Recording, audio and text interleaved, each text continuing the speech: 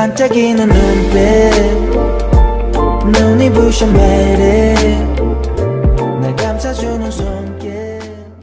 The brakes on the car weren't working and it seemed someone had sabotaged it. The car eventually couldn't stop and crashed into a street tree, seriously injuring Shin Yojin. Today, Shin Yojin recounted how she had been deceived by Choi Myung-ji. Yojin's mother needed to be told something immediately. As soon as Yoon Sung-ho heard from the nun that Choi Myung-ji had visited the orphanage 20 years ago looking for Yojin, he rushed to inform Shin Yojin. He told her she had been deceived and that Choi Myung-ji could be the one who killed Yojin. Yoon Sung-ho was desperate to warn Shin Yojin and Eun-chong, trying to save them from Choi Myung-ji's manipulation. Choi Myung-ji had even tried to send Eun-chong abroad for study, but despite Yoon Sung-ho's repeated call, Shin Yojin ignored him. After learning Yoon Sung-ho was Richard Han, Shin Yojin felt deeply hurt and shut herself off emotionally, refusing to answer his calls. This was a mistake. Exhausted, Shin Yojin left her phone behind. When Choi Myung-ji saw the urgent message from Yoon Sung-ho, she quickly deleted it. The message warned that Choi Myung-ji might be responsible for Yojin's death and urged protection for Eun-chong. Desperate to cover up her actions, Choi Myung-ji denied everything and tried to hide the truth.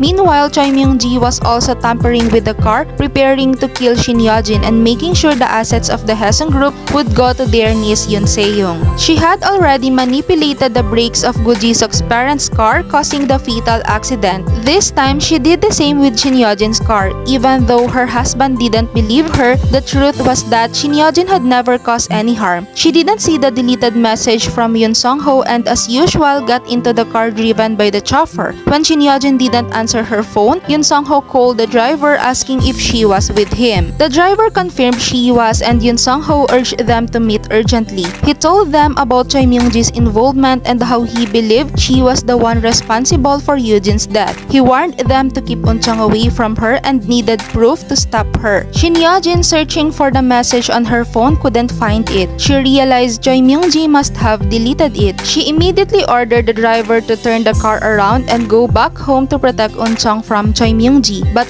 then the driver noticed something wrong with the car. The brakes weren't working. He quickly realized it had been tampered with and instead of crashing in another car, he hit a street tree. The car caught fire and both Shin Yojin and the driver were injured and unconscious. Luckily, they were rescued by citizens and paramedics and taken to the hospital. Yoon Sung-ho, who had been on the phone with Shin Yojin, was the first to hear about the accident and rushed to the hospital, eager to know how she was. 'Cause you are beautiful.